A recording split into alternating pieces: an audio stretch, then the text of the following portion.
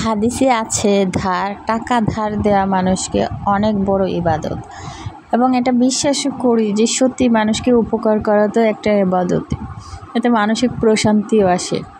কিন্তু আপনি যখন দেখবেন আপনি উপকার করেছেন যার বিনিময়ে তার কাছ থেকে আপনি কি বলবো সেটা অপকার ছাড়া আর যখন কিছুই ফেরত পাবে না, তখন কি কারোর উপকার করতে ইচ্ছে করে?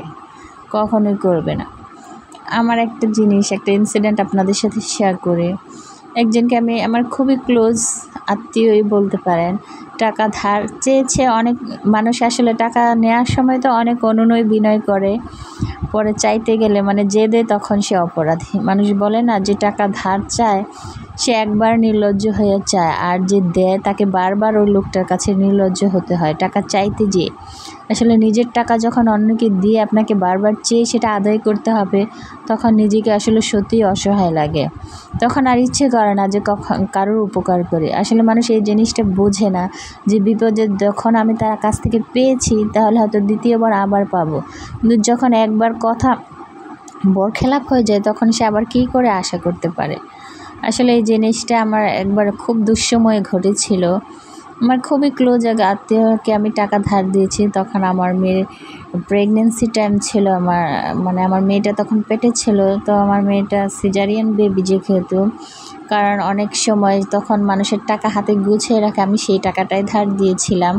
কখন বিপদ আপদ তো আর বলে আসে না, মানুষের হাতে কিছু সেফটি বাবদ কিছু টাকা তো রাখতেই হয়, সবটাই আল্লাহর হাতে। তারপর আমাদের নিজের হাতে যখন টাকা থাকে তখন আলাদা একটা শক্তি ভরসা থাকে, অন্যের হাতে টাকা রেখে কখনো নিজের সেটা বলা যায় না, আসলে এটাই বাস্তবতা। তো আমার টাকাটা আমি সেই বাবদ রেখেছিলাম, কিন্তু আমার আত্মীয়কে খুব জরুরি বিষয় দেখে সে নিয়েছিল। এমন এক মুহূর্তে সে আমাকে টাকাটা দিতে পারে নাই, যখন আমি হসপিটালে ভর্তি। কি করব বলেন, কি করার আছে? তখন সে অনেক অজুহাত দেখাইছে যে আমার এই সমস্যা, আমি এখন দিতে পারবো না, তোমরা অন্য ব্যবস্থা করো। আসলে তখন ওই লোকগুলোকে কী বলতে ইচ্ছা করে বলেন? বাধ্য হয়ে আমাকেও অন্যের কাছে হাত পাততে হয়েছে। এটাই হলো মানুষকে ধার দেওয়ার প্রকৃত বাস্তবতা। সবাই একরকম হয় না, তবে ম্যাক্সিমাম টাইম আপনারা দেখবেন, খেয়াল করে যাকে টাকা ধার দেবেন সে হয়তো একবার অনেক কিছু বলে আপনার থেকে টাকা ধার নিয়েছে, কিন্তু যখন আপনি চাইতে যাবেন তার চাইতেও ডাবল অজুহাত আপনাকে দেখাবে যে এখন না দিতে পারার জন্য। আসলে এই মানুষগুলোকে বলে কোনো লাভ নেই, বাস্তবতা আমাদের মেনে নিতেই হবে। এটাই হলো আমাদের সমাজের চরম বাস্তবতা। তো আপনাদের সাথে অনেক কথা বললাম এবং সংসারে অনেক টুকিটাকি কাজও করে নিলাম।